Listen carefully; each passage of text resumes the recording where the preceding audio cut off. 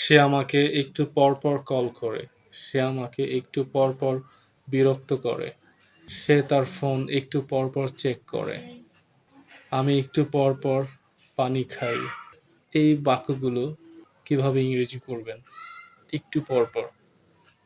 চলুন শিখে নেই। সে আমাকে একটু পরপর কল করে। He calls me from time to time. সে আমাকে একটু পরপর বিরক্ত করে। He annoys me from time to time. He annoys me from time to time. সে একটু পরপর তার ফোন চেক করে। He checks his phone from time to time. He checks his phone from time to time. আমি একটু পরপর পানি খাই। I drink water from time to time. I drink water from time to time.